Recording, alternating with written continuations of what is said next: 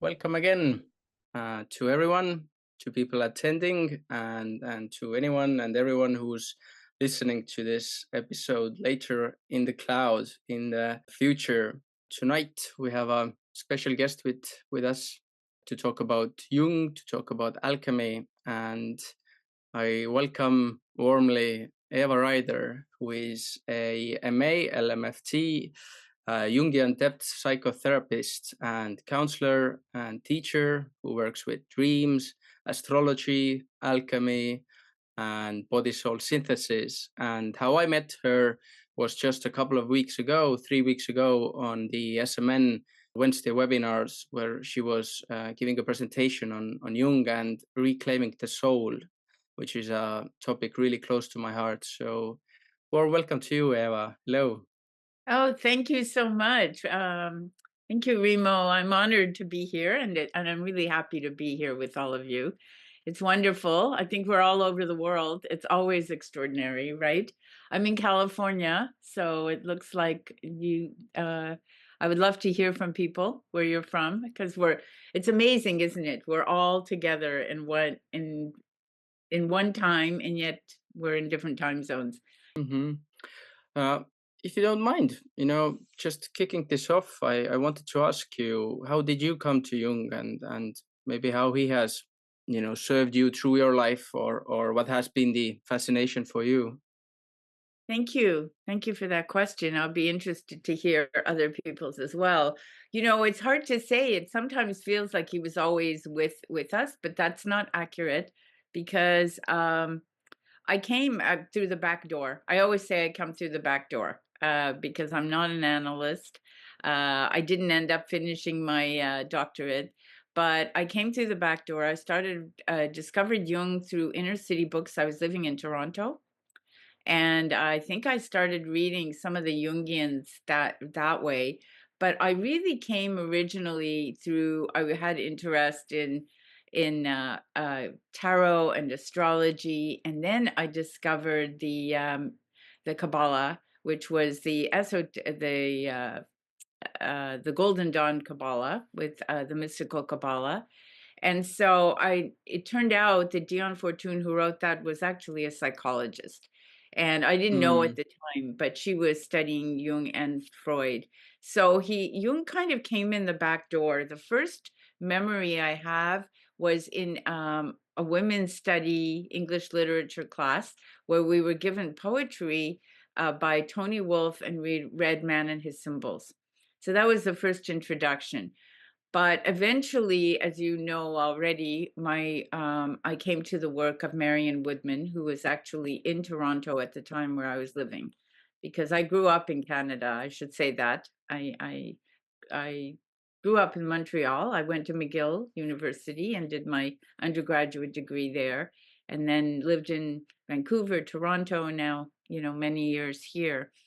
And so but it resonates, when you start to read Jung. And of course, many of you have read Memories, Dreams, Reflections. So that was the big shift, I think. And then when what happened is I felt so drawn to Jung for so many years that when I was doing my graduate degree, I was trying to look. It was very clinical, but I was looking for Jungian psychology, and one of my professors was a professor of Jung. And so finally, I got to, when I had graduated, this was in 2004, so it was over 20 years ago, I had an opportunity to come and teach at the university to graduate students on Jungian theory and application was the class. And I had an outline, and I had just read Murray Stein's Map of the Soul, which is right now coming out again. And I thought, but where's the map? I need a map. And I was studying Kabbalah and astrology with a group of people here in Santa Cruz at that time. And I remember this walking up the stairs and saying, "Oh, Dr. Jung, you have to help me. I don't know. I was very nervous. I had a lot of preparation, and I got to the top of the stairs and I drew the map of the tree of life on the board, on the mm, blackboard. And the whole class for 11 weeks started to come through the tree like it was absolutely electrical and magical. So much so that my students were saying, I can't sleep at night, because once you start to work with the Kabbalah, it opens, and it's actually the energy comes through.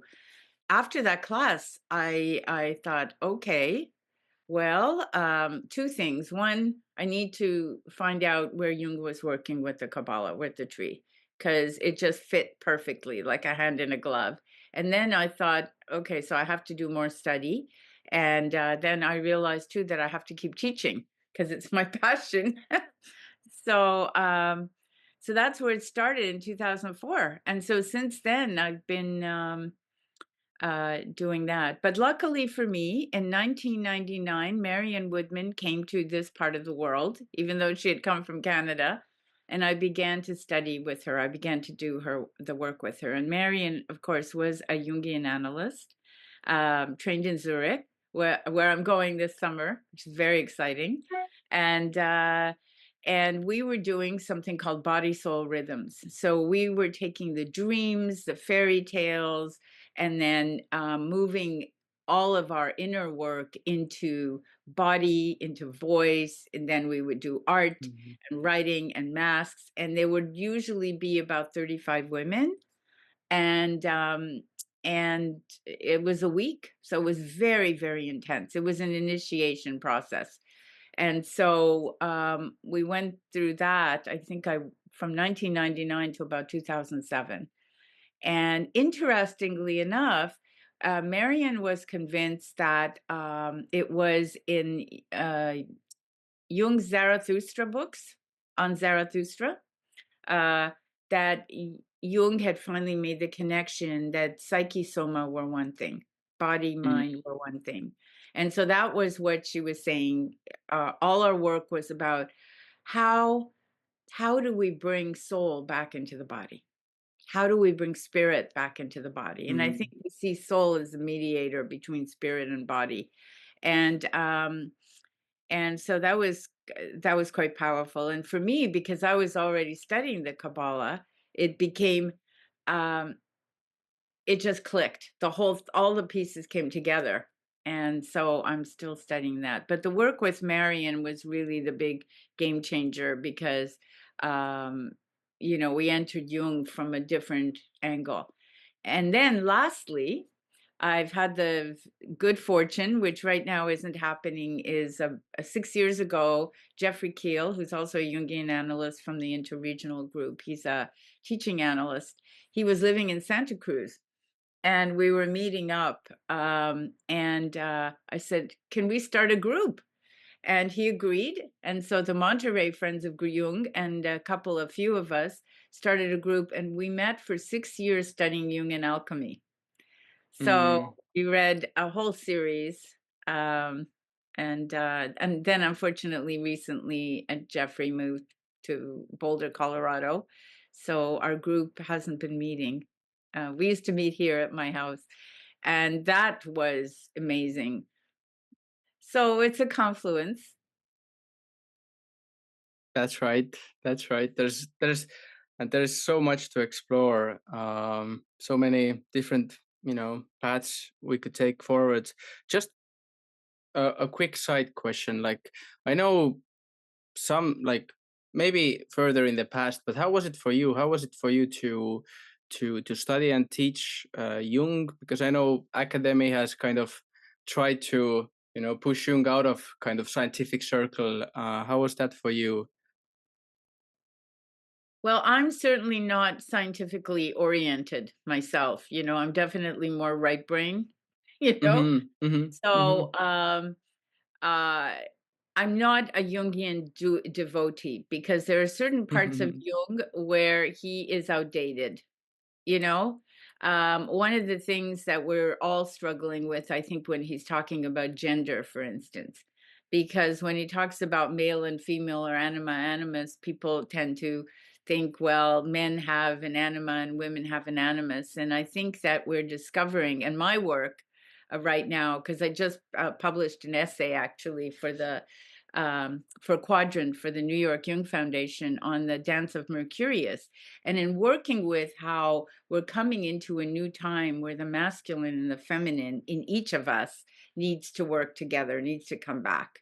And Mm, mm. I think in that way, he's a little outdated in terms of naturally the roles of men and women.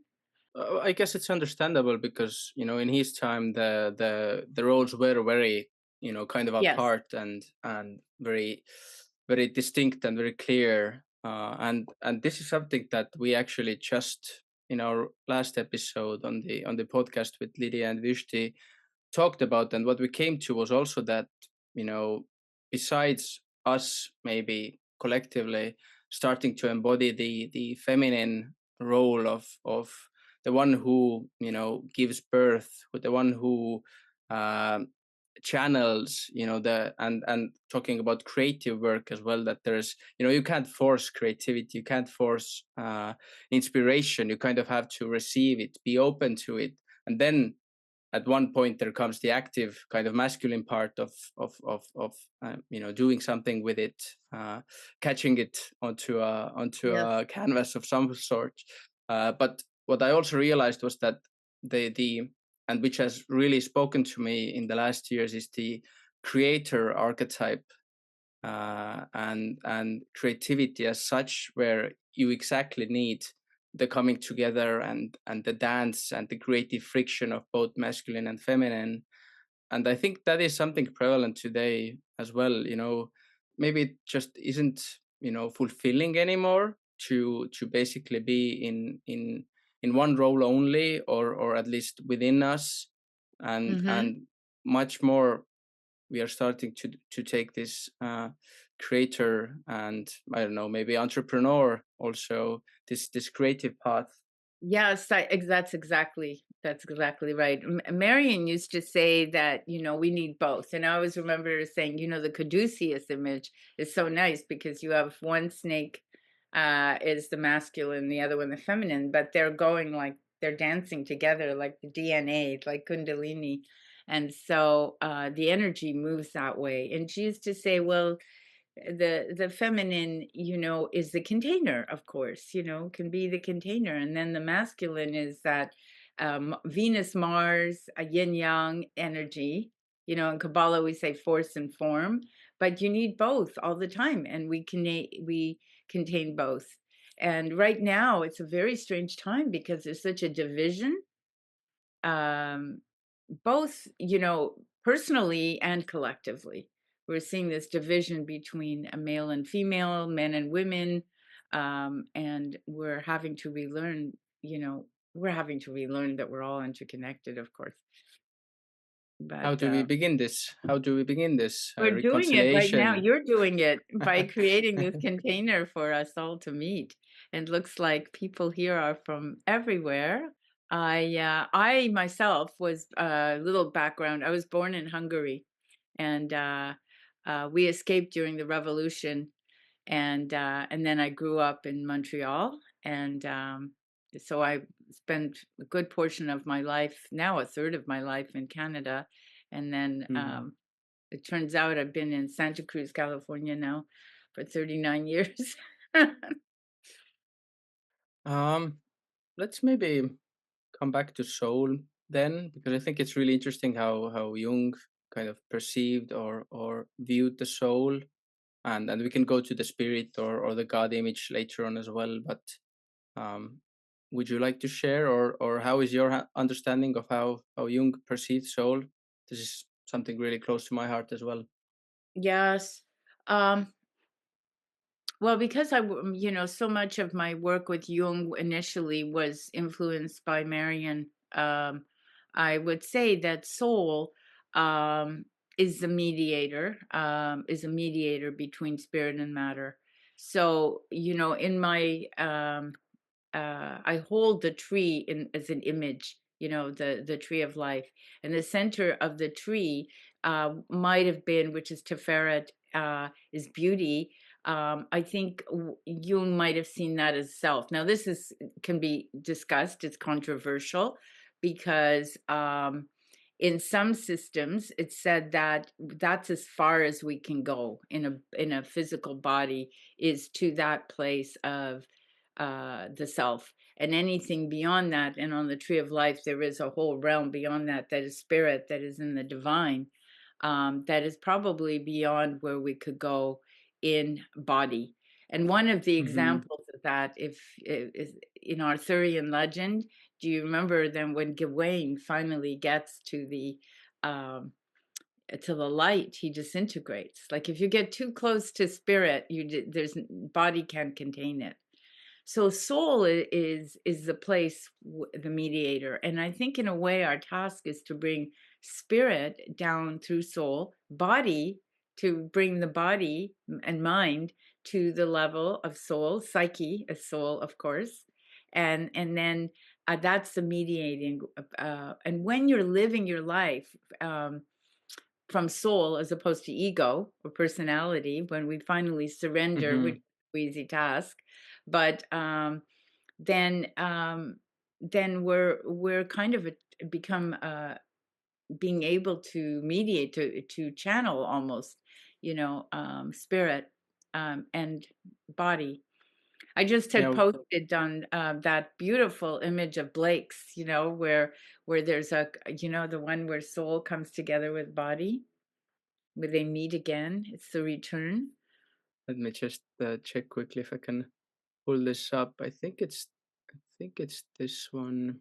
One kind of sentence that came to me was that, like when we act from the ego, we are kind of working on this like hunter and prey and hunter platform. I would say prey is more on the survival side, or even like deeper in the body, and then hunter is maybe coming more into the ego. But then when we take this soul perspective, I think soul, from the soul perspective, we are much more of gardeners, rather than hunters. Mhm. Like we are choosing our growth, let's say, environments, and then we can kind of put ourselves into different growth environments instead of chasing this goal or that goal, or just um, following these ambitions. Yeah, that's Right. lovely. The gardeners, you said, so we be more like gardeners. Yeah.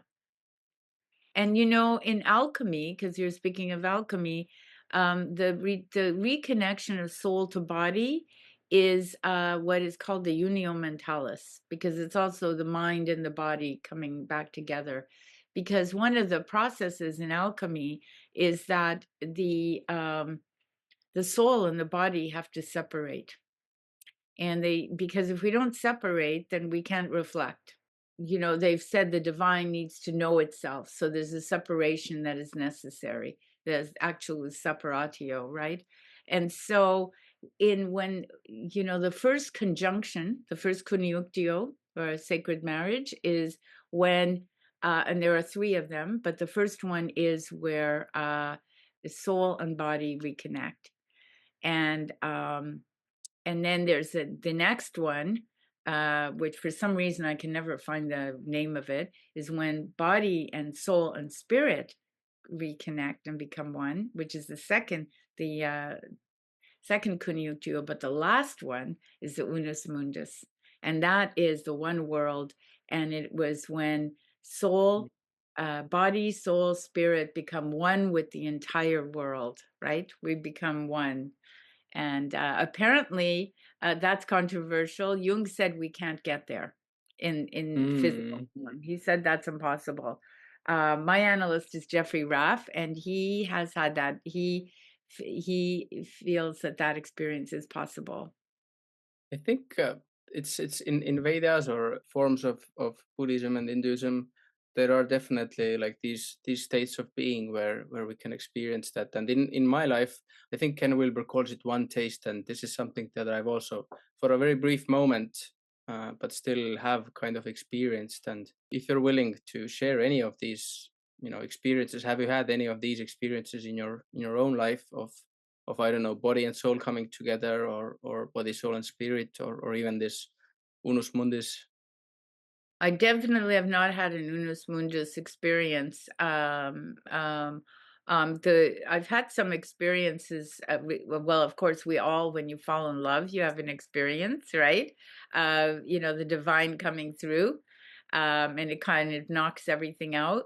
Um, and breakdown of the ego at certain times, right? So I've certainly had some psychedelic experiences that have been really life transforming, and I don't, I'm not really needing to do that at this point, but they have informed.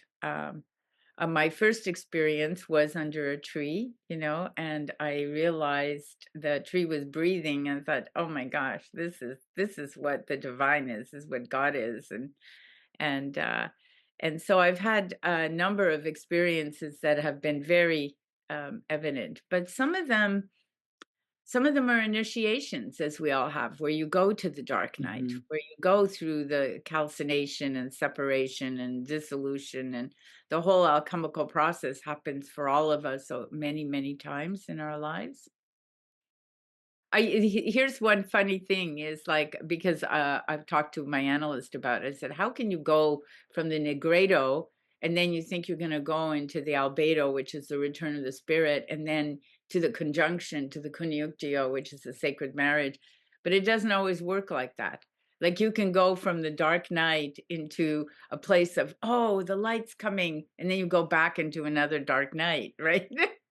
So it doesn't work in a straight line. Yeah, it's not linear, and No. I guess that makes it exciting also. As one of my kind of favorite takeaways from Chris Page. I don't know if you read his latest work on the LSD and the mind of the universe, where basically he concludes also that, you know after his tens of years of trips and integration, he concludes that, you don't need to hurry. You don't need to, rip yourself in half, because there is no bottom. There is no final enlightenment. There's only layers. There's only deeper layers, ever deeper layers, and ever deeper, you know, intimacy with the universe. With the He calls it creative intelligence. So Oh, that's wonderful. Can you put that in the chat for us? I haven't, yeah. yes, absolutely. And his own, like, title for the book was. Diamonds from above, or diamonds from heaven. And this is absolutely, again, an alchemical image, us being made Absolutely. of carbon, and transforming from coal into, finally, true tremendous pressure and tremendous temperature, finally into diamonds, and which are, of course, reflecting light, or beautifully bringing out the light. Yeah, that's a perfect, beautiful alchemical image to go from carbon into the diamond. And it's very much like in alchemy, they talked about turning lead into gold. And so it's like that. Yeah, Christopher Page. I just saw him on the Eurotas conference this year in Oxford also, and it was an experience to actually hear his thoughts and ask questions. He's, let's say, he's not very optimistic about the future, and he has this prophetic tone to him, but absolutely, like, powerful, absolutely powerful, and beautiful ideas.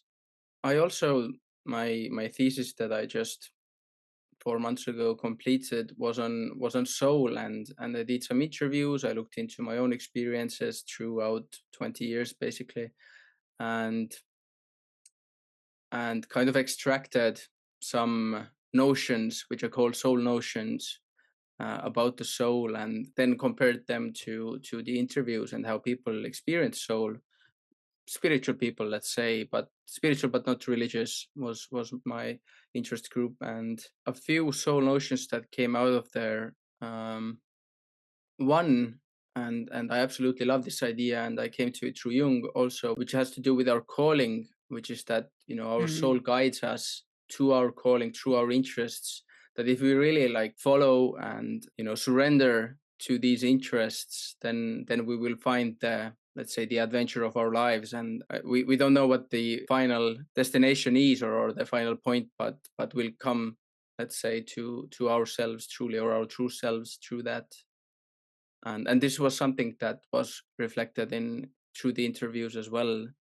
people often had, and this is also where a little bit more New Age and esoteric ideas come in of synchronicity, which is a pretty hot Mhm. topic too in the SMN. Yes. Yeah, synchronicities, and that is certainly something we can talk about because that is somewhere where, it's absolutely amazing, isn't it? How the external and the internal meet.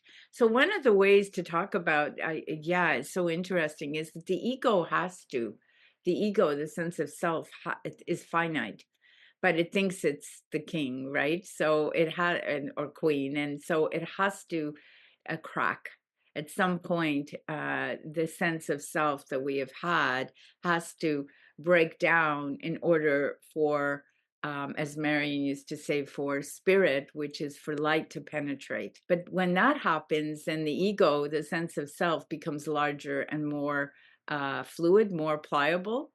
So it's no longer so rigid, and because it is now being informed by soul, which is of course informed also by spirit. Yeah, and this is where I also like the idea of the avatar, or us being, avatars instead of these rigid roles or egos or personas. And again, like, I think Jung absolutely was the one to kind of popularize at least these ideas. I'm not sure about the East. Perhaps they've had these ideas for longer, but Jung kind of concretized the Yeah, idea of persona and different parts of our psyche. absolutely. I think, the atman, is it the atman? Someone Hmm. might, yeah, that is similar to the what Jung called the, it's interesting because I don't think what Jung called the self, for him, the center of everything was psyche. And that's in itself an interesting conversation because there is something beyond psyche, but we can't very easily reach it because we see through the eyes of psyche, uh, through, sometimes through ego, but through the eyes of soul. Psyche is Hmm. soul. And I think that this is something that keeps coming up that's so important, that psychology needs to, I think Hellman talked about this, needs to reclaim soul. And Hmm. the problem with modern psychology is it's all been ego psychology. And I've been a psychotherapist for 30 years, but I've been a Jungian through all of it. So it's been very frustrating because cognitive behavioral therapy, for instance, doesn't even believe in the unconscious, let alone a soul. So Hmm. soul was like a bad word. So Hmm. so in a way, doing this Jungian depth psychology, we are reclaiming that soul part, and that bringing us into, okay, where's the meaning? What are we here for? What is our purpose? What is our meaning? Yeah, and that's what you talked about. That was also one of the soul notions, which was that uh, this is our deepest identity. This is the true self, the soul. I am my soul, or this is my essence. Instead of, I'm not the spirit, I'm not the body, I'm not the ego. No, I am the soul. And I think, if I understand correctly, then for Jung, the soul was also like a living entity. It wasn't some kind of a ideal or potential or an image or a metaphor. It was actual living entity. Yeah. So psyche as soul, such an, be really, really important. One of the things I've been considering, like even doing a whole program on, we have done Psyche and Eros many, many times with Marion. I've taught it myself. But, there's a component of, because the story in a way is the myth of how love comes to the soul. And Mm. um, is what about the, so much of love is connected to the grief, and Mm. uh, so many so many of us are experiencing grief right now because there's so much change and loss, um and I think it would be interesting to talk about that, how grief Mhm. is connected to love and brings us back to that place.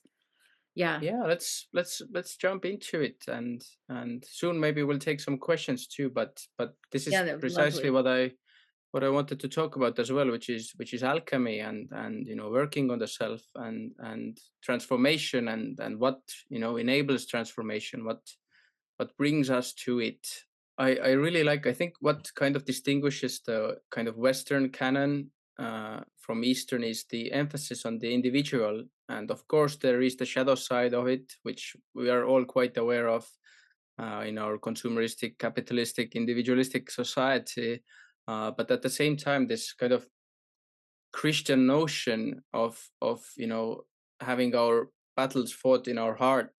This is the true kind of battleground, and the place of transformation, and the place of kind of resurrection and salvation, and then bringing this idea kind of into the physical world through alchemy, into then chemistry, and ideas basically behind science, of us, true objectivity, through the material world, bringing heaven, actual heaven, onto earth, instead of kind of hoping for it in the afterlife. I was writing about this as well, and that the story of the Garden of Eden, is really a story in a way about how we are our responsibility. Like when Adam and Eve, of course, the serpent is an emissary of the divine, right? Saying, okay, well, if you come to knowledge, if you eat of this fruit of tree of knowledge, then you will, Adam and Eve, then you will know. And when you know, you then have a responsibility to choose from this side or that side. And I've often thought that there's a beautiful story, John Steinbeck's East of Eden, where he tells this story where they have an old Chinese caretaker, the boys in it, because it's a retelling of Cain and Abel. And, he says that, when in the Garden of Eden, they were told they had to be exiled from the garden. He said, God didn't say, in Hebrew, it's thou shalt go east of Eden in English, but in Hebrew it was timshal, which means thou mayest go east of Eden. Thou mayest. Mm-hmm. You have the choice now to go and to become as the gods, to become stewards of the earth. So the return to the kingdom is so beautiful. To return to the kingdom, which is in on the tree, in the Kabbalistic tree, is called Malkut, which is the kingdom, it's the earth, is to make heaven on earth, is to take the responsibility Mm-hmm. to and when we can take the responsibility, we can bring the two sides back together and become as gods ourselves. And that's how we return to the garden. Because I think it's even in Jesus said that the kingdom is here, if you have the eyes to see it. So now I'm paraphrasing something like that.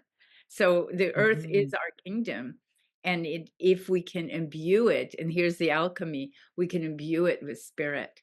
So the alchemy is a philosopher's stone. The elixir comes from the prima materia, which is unconscious matter, which is lead, which is the carbon. How do we, in the course of our lives, reintegrate and bring consciousness back to matter? Yeah, something that came out. I've been doing like men's circles for a while, and we were talking about guilt in one of them, and one kind of collective realization we came to was that guilt really is the price of self-consciousness. That's something that just invariably comes with being conscious. The voluntary acceptance of responsibility is the cure to that. And something we also talked about last time, touching on Jung, was that I think there's no real belonging without responsibility. So in this sense, the work is both within and without.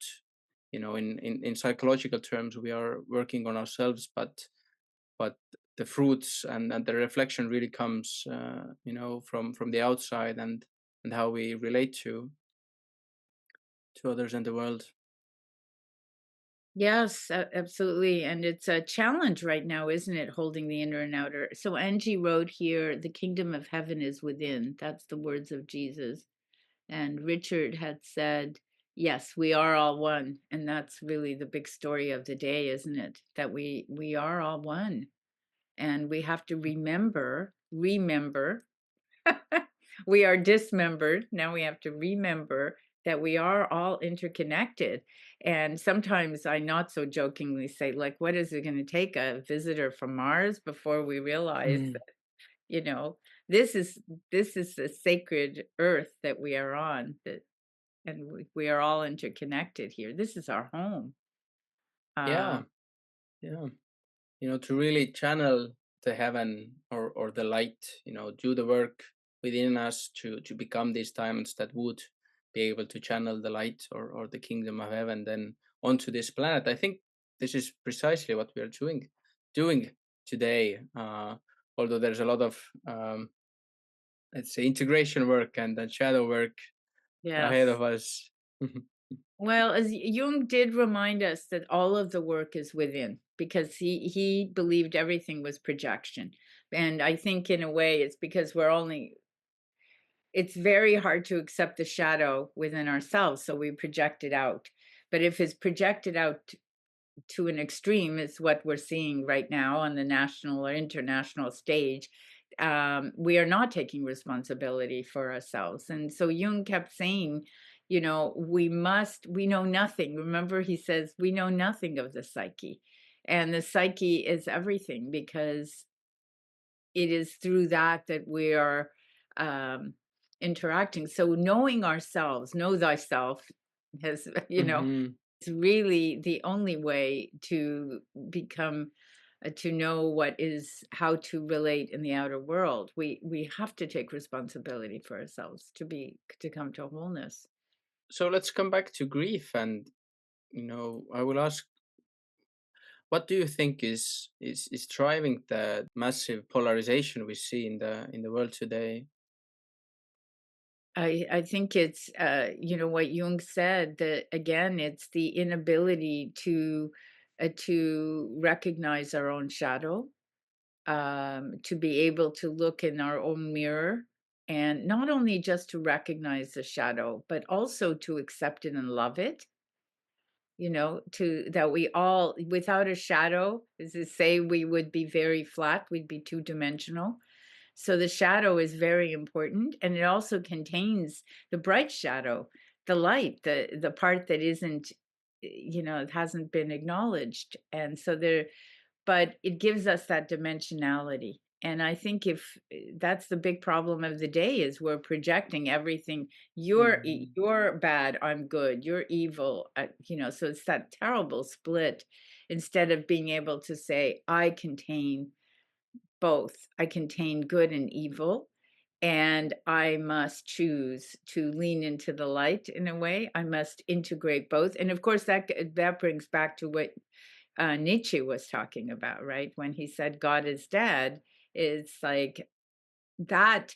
And this was Jung's big problem with Christianity, right? He said, Hmm. well, if God is only good, what happens to evil? Right? Hmm. So to acknowledge that we contain both, and to integrate it and come to back to the alchemy, to come to the third.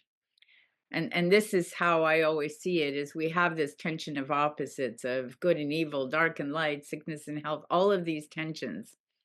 And if we can just hold on, and von Franz said this, and Jung said this, and Marion Woodman said this, is to, if we can just hold on with, and not fall into one or the other, then potentially the third will come through. A redemption will come through a third, if we can keep our hearts open through this. Hmm. Hmm. The way I've thought about transformation is also, I guess, one of the um, catalyzers of transformation is precisely this shadow work, and I would say, like, in terms of the big three realities, I would say, that transform us. I think this goes into the truth, but I think there's also beauty and love that transform us, and I think maybe the goodness, so to speak, or the God or spirit is somewhere between them. But yes, I really like what you said about love, that it isn't just this ecstatic bliss, but it's often through grief that we open to love, and that we actually receive love fully. I think when we love, that's what makes it difficult sometimes, because you can't love without having grief, because there will Mm. always be loss in one form or another. So that's just, how do you hold the loss with the love? And and it kind of opens a door to something, even a greater love, doesn't it? But there's a surrender that has to happen. And I think that is the hard part of this transformation process, is that the ego is going to be broken. It's going to, at some Mm. point, if you're on a path, a depth psychological path, if you're on a path of initiation, the ego is going to break. It's going to crack, and you're gonna lose the meaning. You're gonna have an experience of the dark night of the soul, and that's necessary. The experience of abandonment is necessary in order to surrender to something larger. And To resurrection, like, Father, why have you forsaken me? If we want to bring in some religious images, I think that's precisely it. This wandering in the desert, as a society or collective, and I think for me this also comes back down to the feminine principle, of giving birth, and there is this long gestation period of nausea, of not knowing what's going to be born, and darkness, this very potent darkness. incubation and Mm-hmm. incubation, yeah. And in all creative processes, right, we incubate for a while, until that new something is born. And it can Mm-hmm. be very challenging, isn't it? I find that when I do a creative project, afterwards, I tend to feel kind of depressed for a while. Mm. It's like, okay, this new thing is be born, and now what? You're empty again, and it starts over. Yeah. Yeah, there's the 30 seconds of achievement, and then the dreadful of what's next. What's next? Exactly. And yeah, I think. Yeah, there's some great questions too. Richard said, can we enjoy opposites? I say yes, absolutely. I mean, they're also complementarity, and I think we have to remember that, right? And again, the Mm-hmm. opposites, if you look at the yin yang, the masculine, feminine, we need both. So, yes, I think absolutely the opposites create the dynamic energy. Yeah, and this is where tantra is a really good source of wisdom and enlightenment. This is precisely the dance of the opposites, masculine, feminine, and the soul and the body, and all of that. Yes, exactly. Yeah, so if anyone has any questions, feel free Yeah, to there's type into quite the some chat, or interesting. Angie says the ego wants to possess and control, but surrender to whatever may befall is the way out of the straitjacket. The ego, once once you're connected to the soul, though, the ego then becomes in service, hopefully, to the soul. yeah, and I think finds like a really stable peace and contentment through that as well, because you you surrender to a higher purpose, so it by definition it gives you meaning, and also you can let go of you know worrying about having to prove yourself or having to be successful. You learn to kind of see the bigger picture, and rhythms and seasons, and expanding yourself. I think one idea I also kind of have come to like and propagate is that I don't think that egotism in essence is bad. I think like true egotism means that everything is you and you are everything, which means that you will, if you can, not, one way to look at this is, and there are, I guess, some differences, but one way, in spirituality is kind of to break through the ego, or to let go of ego in the sense of, finding a higher purpose. But I think another way to look at this is, instead of kind of letting go of ego, we can expand it, and we can expand until it encapsulates our family, until it encapsulates our community, and then finally the whole world, and maybe the cosmos as well. Basically until every piece of consciousness, until every living being is free.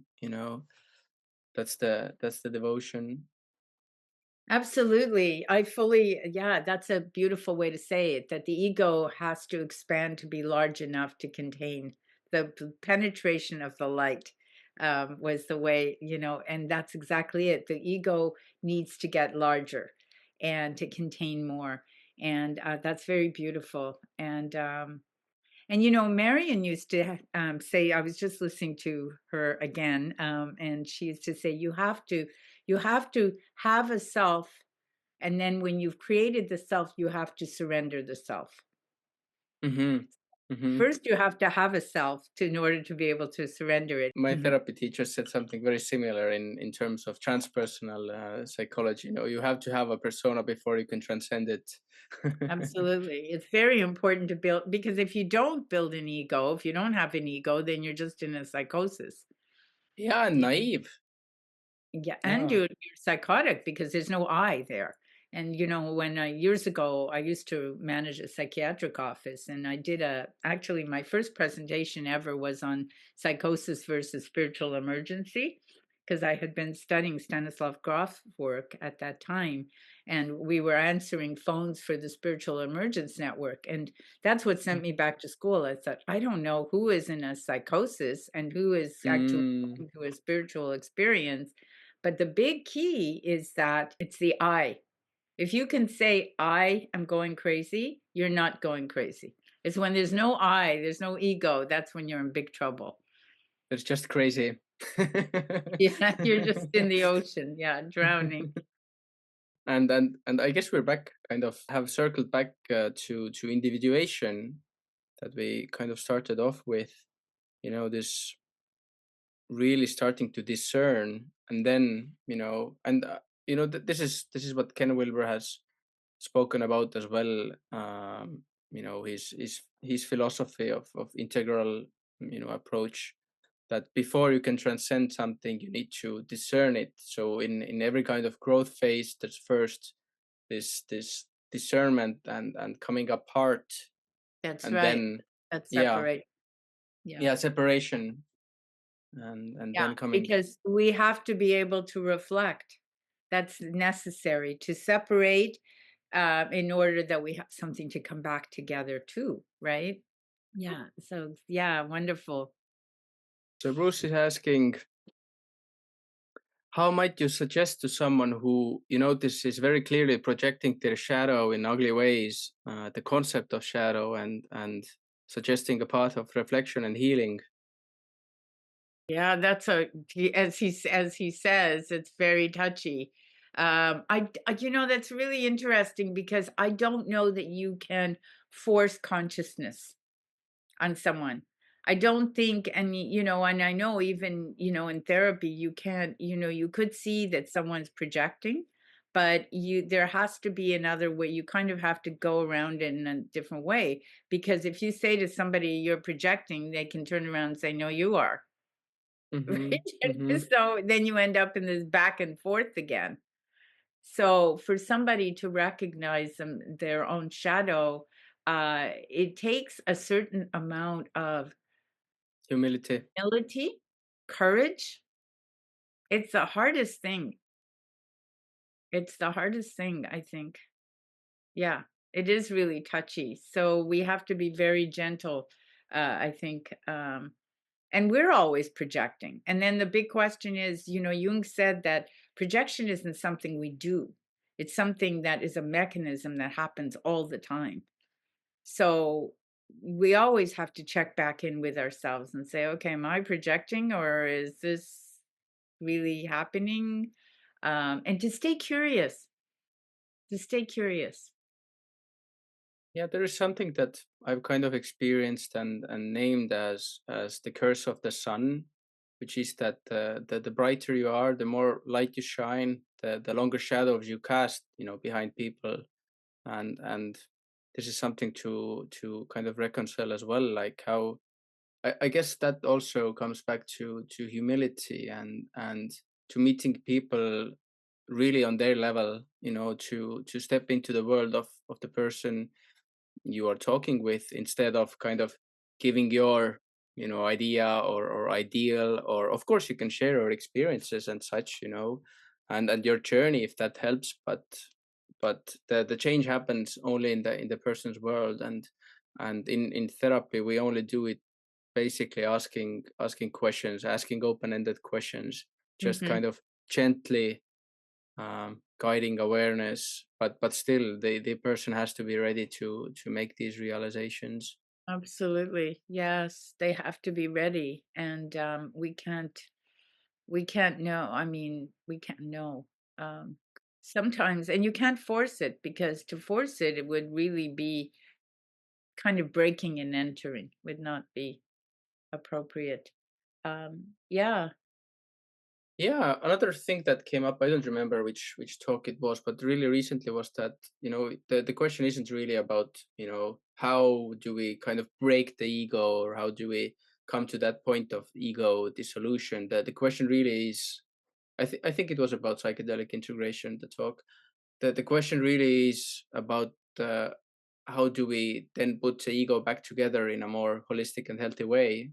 that's a really good question. My own psychedelic experiences were really, really transpersonal and powerful, but it took me 20 years to integrate them, Mm, some of them, to really, it set me on a path. But as they say, you have to walk the walk. You can't just keep. And I think that sometimes there's a danger right now with too much psychedelic experimentation and not doing enough of the integration. Um, yeah, I think psychedelics in a big sense, like of course they bring you visions and open new levels, but in a big sense, I equate, let's say, psychedelic exploration with what Alan Watts called unlearning. Let's say it's really like taking yourself apart, like yes. in best terms, like consciously, but it can be quite unconscious as well, like when it's just partying and then just looking for a high, then you're basically disintegrating yourself, and again then the question is like what comes after, what's the new you, that because the new you needs to be born, otherwise it's just psychosis, like you said. If there is no I, then it's psychosis, you're not very functional, and that's I guess that's why we're not always on acid. Right, exactly. Yeah. Well, Alan Watts also said, I think he said, when you get the message, hang up the phone. And that's Mm, kind of how I feel about psychedelics, that if you get the message, you have to really, really, it gives you a clue, it gives you a glimpse, but then you have to do the work. You have to walk the walk. And that can take a long time, that integration process. But it is that integration, as you're saying, that brings us to the third, to that transcendent being, reality. yeah, and otherwise, why would we be here? Why would we be embodied? Why would the greater, let's say, God, the creative intelligence decide to manifest a biological physical reality?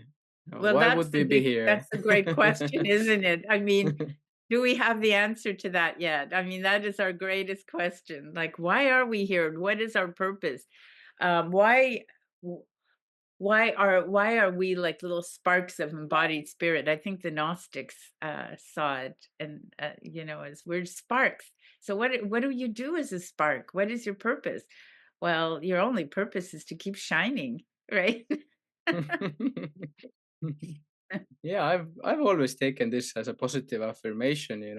If the point was to enlighten, I wouldn't have come here. I think without body we are enlightened. We are in the oneness. That makes sense to me. We wouldn't come to these bodies otherwise. I guess there's some beauty to be explored here, and perhaps some work, perhaps some transformation and creativity, but for me it's a kind of a positive affirmation. Yeah, and absolutely, because there is no duality except in time and space. Like, you have to be in a body. We have two hands, two eyes, two ears, all that. So we when we come into a body, we're in duality. But outside of time and space, when you're not in a body, there's no duality. You know, Mm. there's there is the one, and the one splits off, and then we become the the three becomes the four, and we go back to the one. So, Actually, I also promised to ask you. I guess we have talked the perhaps the whole talk has been about it, but you use the term to, and alchemists use the term to square the circle. Is that what it means?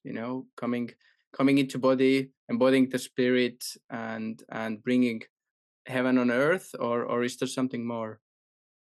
well, that was how I understood it, is that squaring the circle, although, of course, the alchemists were they were looking at it in a physical way, in a material way. They were trying to, how do we square the circle? And, but I agree, absolutely. I think squaring the circle is this process of bringing spirit into body, bringing Mm-hmm. spirit into matter. And the way to do that is through soul. And you probably saw in my talk, I use the triangle, which the triangle is holds the tension of opposites, and there's the transcendent third. So in a way, the triangle is, for me, a representation of soul. Because Mm-hmm. the integration point where body and spirit can meet in us. We are Mm-hmm. embodied, as Marion used to say, we are embodied soul. That's our task, to be embodied soul, you know. But really to be embodied, because a lot of us who were talking about psychedelics, when, you have to bring it back into the body. Mm-hmm.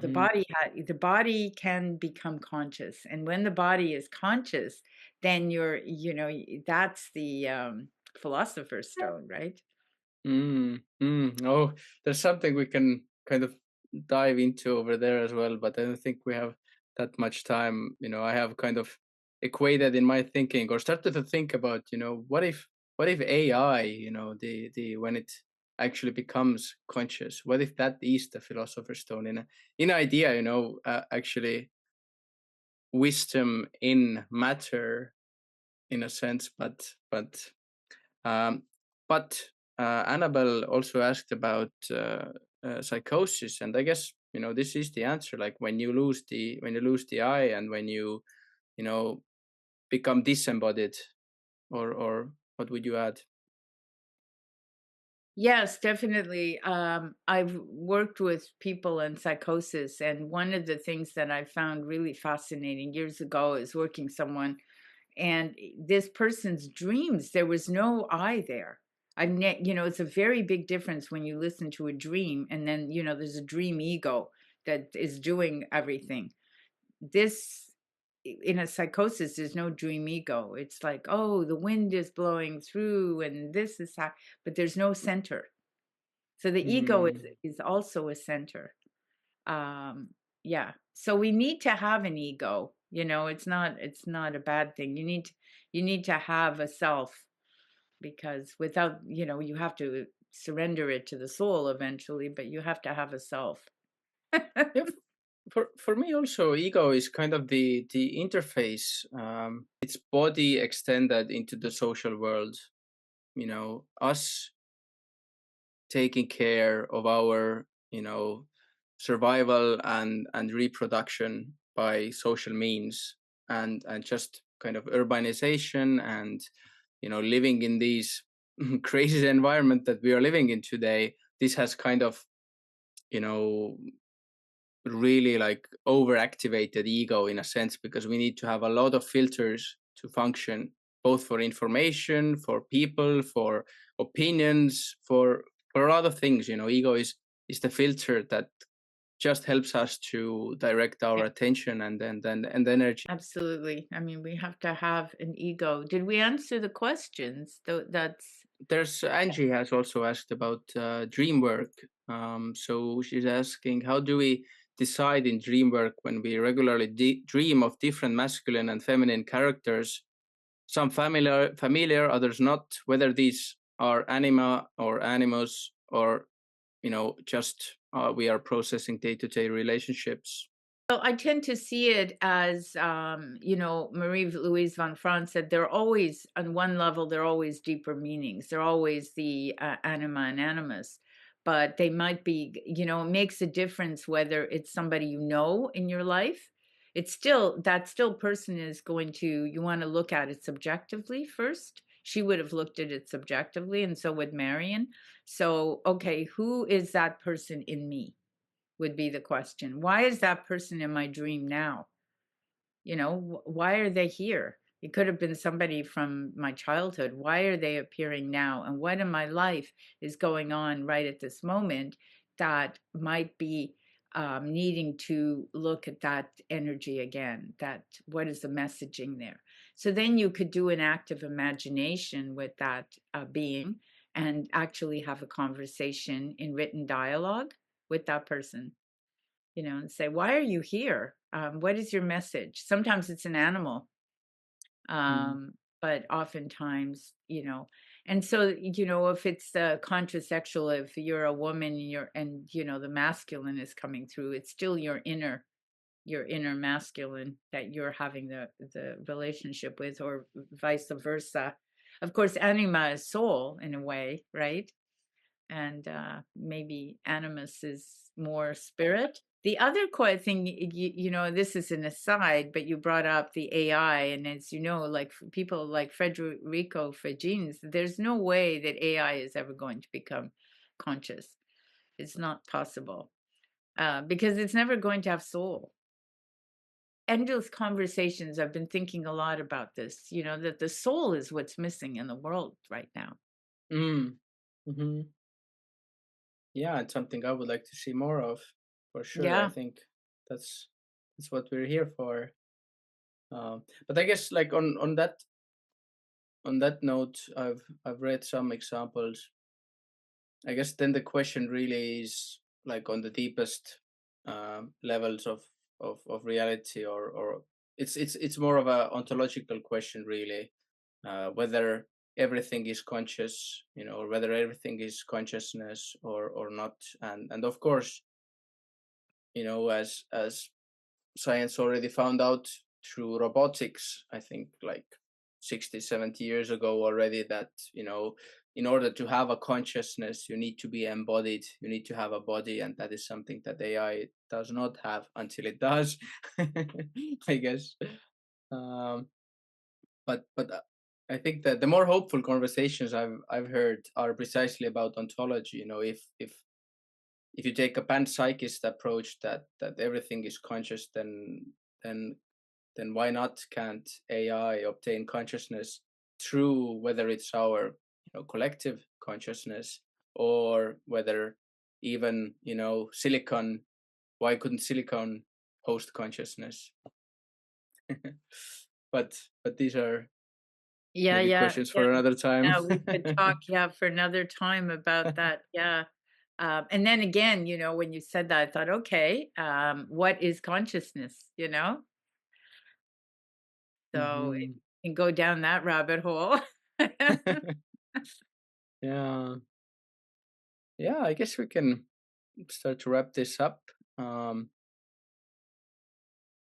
Maybe lastly, like, just a very um, overarching question I would ask is, how do you think, like, well, we talked about shadow work already, but are there any other ways that you think Jung is, like, really relevant for today's society and issues?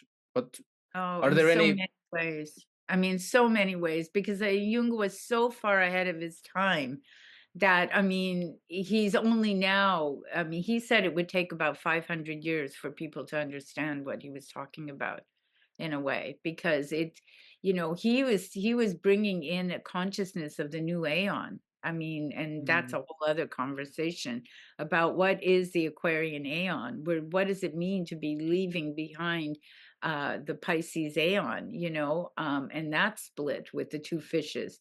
And in his book Aeon, he goes into a lot, it's quite mm, complex because he goes way back in time and backwards and forwards. But we are right at that. We are right at the edge. We're on the border between these two worlds. And I'd love to talk to you more about this because I did my undergraduate degree in Renaissance history. I was focusing on and how there was a real shift in consciousness between the Middle Ages and the Renaissance, and then to the Age of Enlightenment. And we went very from right brain to left brain, and that it seems now we have to come to the third, where we're mm-hmm, integrating the two and transcending into something greater. And that the Aquarian age, very interestingly, is the age of humanity. It is, so it's about coming together and realizing that we are, as has been said here, we're all one. And that's really our task, isn't it? mm, That in our diversity we can come together. And how extraordinary, Remo, that here we are from all these different places, and yet here we are, um, from different places, different times, and yet here we are in the present, in this moment together. I would love to have a conversation with everyone more, but I guess we're kind of running out of time. yeah, I think Anyone want to say anything? yeah, maybe a last question, but in terms of the recording, I think I'm just gonna stop here and we can have a gallery view and everyone can express something or ask something. So thank you again, Eva. Thank you so much Oh, thank you so for much. coming It was on. such a pleasure. Yeah, and I hope to I really hope to continue this discussion because I feel like this was a big and exciting introduction to the next episode, let's say, about really the new paradigm, which is what this whole community is about and what we're exploring, how Thank to you. I would love bring that. it It's about. very exciting. Yes. All right, and thanks to all the listeners, and hope to see you again very soon.